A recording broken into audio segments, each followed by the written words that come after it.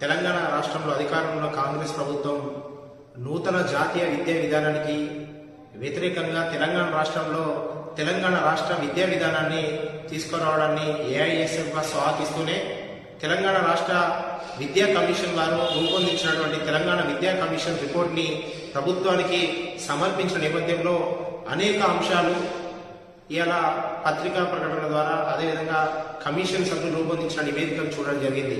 ఈ నివేదికకు సంబంధించింది కేవలం తెలంగాణ విద్యా కమిషన్ సభ్యులే రూపొందించినటువంటి నివేదికనే ప్రామాణికంగా ప్రభుత్వం పరిగణలోకి తీసుకోకుండా తెలంగాణ రాష్ట్రంలో ఉన్నటువంటి విద్యావంతులు, మేధావులు, విద్యార్థి సంఘాలతో తెలంగాణ రాష్ట్ర ప్రభుత్వం తెలంగాణ విద్యా కమిషన్ వారు చర్చించి ఈ విద్యా కమిషన్ లో అనేక లోపాలు ఉన్నాయి, ఆ లోపాలను సవరించాల్సినటువంటి బాధ్యత తెలంగాణ రాష్ట్ర ముఖ్యమంత్రి రేవంత్ రెడ్డి గారిపై చాలా ఉంది. ఎందుకంటే వారే విద్యాశాఖ మంత్రిగా ఉన్నారు కాబట్టి తెలంగాణ విద్యా కమిషన్ రూపొందించిన దాంట్లో అనేక సవరణీయాల్సినటువంటి అనేక లోపాలను సవరించాల్సిన అవసరం ఉన్నది. తెలంగాణ రాష్ట్రంలో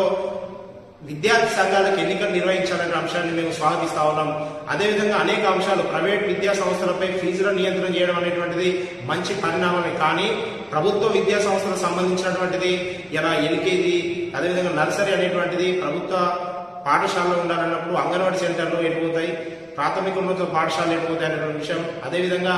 డిఏడ్ బిఏడ్ సంబంధించిన కొన్ని అంశాలు కానీ విద్యారంగానికి 18% నిధులు అనేటువంటి కాకుండా 30% నిధులు పెంచాలనేటువంటి డిమాండ్ కానివ్వండి, అనేక అంశాలకు సంబంధించి కూడా ఈ యొక్క విద్యా కమిషన్ లో